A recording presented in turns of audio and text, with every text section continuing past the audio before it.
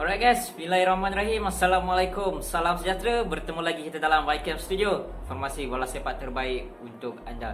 Jadi untuk video kali ni aku ada satu persoalan untuk korang, yang mana korang rasa Malaysia ni mampu ataupun tak layak ke Piala Asia secara merit. So kalau untuk bagi aku, korang kena tunggulah kat final video, alright. Kat situ aku ada jawapan yang aku akan bagi tahu nanti. Alright, kalau kita recap balik sejarah, yang mana kita telah layak ke saingan Piala Asia sebanyak 3 kali, iaitu pada tahun 1976, 1980 dan juga 2007. Yang mana pada tahun 2007 tu kita layak as tuan rumah bersama-sama dengan pasukan Indonesia, Thailand dan juga Vietnam. Oi, tapi pada tahun 2007 ni skuad kita memang barai teruk lah. Yang mana kita kena belasah dengan Uzbekistan 5-0, China 5-1 hasil jaringan tunggal Indra Putra dan juga Iran 2-0. Alright guys, so sebenarnya kita memang dah ada ruang dan juga peluang kat depan mata. Cuma nak selesaikan sikit je lagi, alright. So sekarang kita berada di kedudukan kedua dalam liga hasil 9 mata dengan 3 kemenangan, 2 kemenangan bertemu Indonesia dan juga 1 kemenangan bertemu Thailand. Jadi 3 game penentuan ni iaitu bertemu UAE, Vietnam dan juga Thailand kira panggil peluang hidup matilah. Kalau kita nak tengok lagi Malaysia layak ke saingan Piala Asia secara merit dan juga sekaligus layak ke pusingan ketiga Piala Dunia. Ui, siapa je tak nak tengok Malaysia, Korea Selatan, Jepun, Arab Saudi. Memang power lah kalau macam tu. Jadi sebelum aku lupa nak bagi tahu yang mana FIFA telah mengeluarkan mekanisme yang terbaru disebabkan si bebal Korea Utara tu tarik diri, yang mana memang menyusahkan tim-tim lain termasuk pasukan kita Harimau Malaya. So kalau Malaysia jadi juara grup tak jadi apa tau. Kau tak adalah nak tolak mata ke apa ke. Tapi bila ditakdirkan, alright, aku panggil ditakdirkan, Malaysia dapat nombor 2 kumpulan dan juga Indonesia dapat nombor 5 kumpulan. 6 mata Malaysia bertemu Indonesia tu akan ditolak untuk mencari the best runner up. So kat situ, memang payah lah kalau peluang Malaysia, alright. Aku harap FIFA ni ban lah Korea Utara ni apa dia. Menyusahkan lah. So dorang tak apalah, nanti kencing rakyat yang mana dorang bagi tahu dorang dah menang World Cup, so rakyat pun percaya. Nah, kena hancing. Alright, so kalau kita tengok dengan skuad negara pada tahun ni, bagi aku memang totally 100% berubah lah dengan skuad negara waktu kena belasah 10-0 dengan UAE dulu, alright. Dengan pertambahan 3 pemain naturalisasi iaitu Sumareh, Liridon dan juga Di Paula, ia seperti memberi nafas barulah buat Tan Cheng Ho dengan ada lagi ubi-ubi muda seperti Arif Aiman dan juga Luman. So ia akan memberi versatile untuk skuad Tan Cheng Ho kali ini. Even pada mulanya adalah yang tidak berpuas hati dengan pemilihan Tan Cheng Ho, tapi apa-apa, beliau ni coach, kita kena percaya pada beliau. And apa yang aku suka pada skuad kali ni, aku nampak skuad kali ni kita mempunyai kelebihan fizikal juga. Kalau kita tengok Liridon, Junior Estal, Di Paula, Corbin, yang mana dengan ada fizikal ni bagi aku kita boleh beat dengan pasukan-pasukan Arab seperti UAE pada kali inilah. Guys, ada berita yang cukup menggembirakan, cukup mengejutkan buat seantero rakyat Malaysia apabila Dion Cole sah menjadi warga negara Malaysia dan bakal menyertai pasukan Harimau Malaya. Woi, pandai FM buat kerja senyap-senyap. Aku cukup teruja dengan perkembangan ni. Jadi dengan kehadiran Dion Cole ni akan lebih memantapkan lagi barisan pertahanan Malaysia. Jadi seperti mana yang kita tahu, Dion Cole ni lebih kepada right back. Tapi kalau kita tengok, kita dah ada Syahmi Safari, kita ada Davis, kita ada Rizal Ghazali kat position tu. Mungkin Dion Cole ni boleh diletakkan as centre back bergandingan dengan Aidil. Memang cukup mantap. And one fun fact aku nak bagi tahu, Dion Cole ni merupakan rakyat Malaysia yang pertama bermain dalam saingan UCL. Alright guys, so kalau kita recap balik, Malaysia telah bermain friendly sebanyak 2 kali, iaitu bertemu Kuwait dan kita kalah 4-1.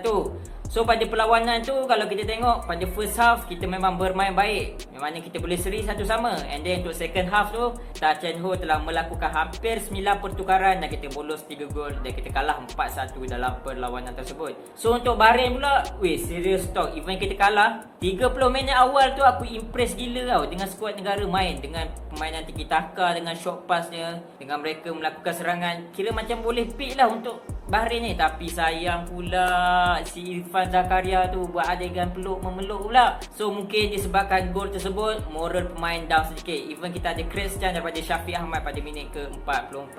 So sebelum aku lupa nak bagi tahu, yang Bahrain ni dalam 10 perlawanan terakhir, mereka ni hanya kalah sekali saja.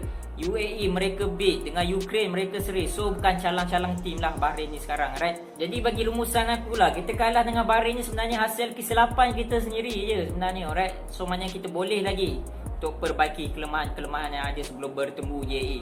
Dan aku tak tahulah kat padang tersebut baringnya letak ais ke apa. Tak habis-habis tergelincir pemain kita kat situ. So next aku nak buat analisis sikit tentang pasukan yang bakal Malaysia tentang dalam kumpulan J. So the first, UAE. Weh, serius tau aku cakap, UAE sekarang memang tengah takut, memang tengah cuak gila. Yelah, mereka ni adalah pasukan pilihan dalam kumpulan J.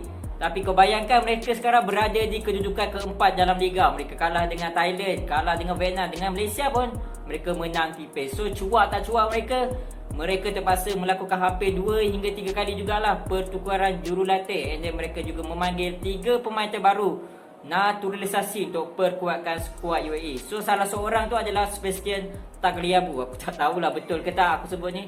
Beliau ni dah menjarikan hampir 130 lebih gol dalam karier beliau dalam saingan Liga UAE. Weh, power mat. Jadi tak kala kita kekurangan perlawanan persahabatan. Weh, tapi persiapan UAE kau. Mereka telah bermain sebanyak 6 kali friendly, 3 kali menang, 1 kali seri dan juga 2 kali kekalahan. So baru ni mereka baru bedal Jordan 5-1, and then mereka juga menang 6-0 bertemu India dan juga 3-2 bertemu Tajikistan. So kalau kita tengok persiapan UAE ni, mereka betul-betul fokus ingin menang baki 4 perlawanan di gelanggang sendiri. Jadi untuk pasukan UAE ni, pemain tempuan yang harus diberi tumpuan adalah Ali Mabut, yang mana beliau telah menjadikan 2 gol di Stadium Nasional Bukit Jalil ketika menang 2-1 bertemu Malaysia pada tahun 2019 lalu. Next adalah pasukan Vietnam. Jadi pasukan Vietnam ni tidak akan membawa beberapa key players seperti Dong Hun Do, Nguyen Ah Du dan juga keeper mereka iaitu Dong Wan Lam yang telah menjadi kontak rapat terhadap rakas pasukan beliau di Kairouzo, Osaka yang terkena COVID. Jadi Coach Park ni sekarang memang tengah kucak-kacir untuk menjadi pengganti Dong Wan Lam. Yelah, kita tahu Dong Wan Lam ni adalah merupakan keeper utama pasukan Vietnam. Even beliau ni kekurangan minit permainan. Alright, so sebenarnya kalau korang nak tahu jugalah, pasukan Vietnam ni sama je situasi mereka dengan pasukan Malaysia. Alright, yang mana netizen Vietnam juga tidak berpuas hati dengan pemilihan coach. Yelah, kau bayangkan ada 6 defense daripada pasukan Hanoi, yang mana sekarang pasukan Hanoi tu berada di kedudukan ke-7 Liga dan mereka mempunyai 14 bolos. So kat situ netizen mempersoalkanlah kenapa ramai sangat panggil defense daripada pasukan Hanoi. Jadi untuk pemain tumpuan pasukan Vietnam adalah Nguyen Tin Le yang telah menjadikan 6 gol dalam 11 appearance dalam saingan Liga Vietnam pada tahun ini. Dan yang terakhir adalah pasukan Thailand. Jadi untuk pengetahuan korang, last kali Thailand menang dengan pasukan Malaysia adalah pada tahun 2014 dalam saingan AFF Suzuki. Alright, so hampir 6 tahun jugalah pasukan Thailand telah kemarau kemenangan dengan pasukan negara. Jadi kat sini mungkin jadi moral booster lah untuk skuad negara teruskan rekod bersih bertemu dengan pasukan Thailand. Jadi Thailand juga kehilangan beberapa pemain tonggak seperti Teraton Van Medan, left back pasukan Thailand yang tidak boleh pergi ke UAE disebabkan masalah restriction COVID. Weh, aku sumpah terkejut gila doh dia tak pergi kat ni UAE. Bayangkan dia punya performance kat Liga Jepun tu memang cukup power. Yelah, beberapa kali juga buat gol, assist, even dia main as defender. Jadi kat situ mungkin yang akan memberi sedikit advantage lah buat pasukan negara. And then selain itu, Tereset Danda juga tidak akan bermain dan status Chanatim adalah 50-50, yang mana beliau ni baru saja dapat injured baru-baru ni. Jadi Thailand juga telah bermain dalam beberapa perlawanan persahabatan yang mana mereka seri bersama bertemu dengan Tajikistan, kalah 1-0 bertemu Oman dan juga kalah 4-1 bertemu Uzbekistan dalam status perlawanan practice match. Jadi untuk pemain tumpuan pasukan Thailand, aku boleh beri kepada Subhanat, yang mana beliau ni memang cukup muda dan lincah, yang mana beliau ni baru skor 2 gol bertemu Tajikistan baru-baru ni. Jadi jawapan aku yang mana Malaysia ni mampu ataupun tak layak ke saingan Piala Asia secara merit sekaligus layak ke saingan Piala Dunia pusingan ketiga. Jawapan aku, ya. Aku cukup yakin dengan skuad Tan Cheng Ho kali ini untuk mencipta sejarah untuk layak ke Piala Asia secara merit. Jadi untuk ramalan aku, kita memang tak boleh kalah langsung untuk baki 3 perlawanan ni. So untuk UAE, aku memang cukup nak menang, tapi secara realistik lah. Kalau kita tengok UAE persiapannya, so seri sudah memadai. And then untuk Thailand dan juga Vietnam, kita kena menang 2 baki perlawanan ni. So kat situ kita mungkin boleh dapat 7 mata, 7 tambah 9, kita dah dapat 16 mata insyaAllah.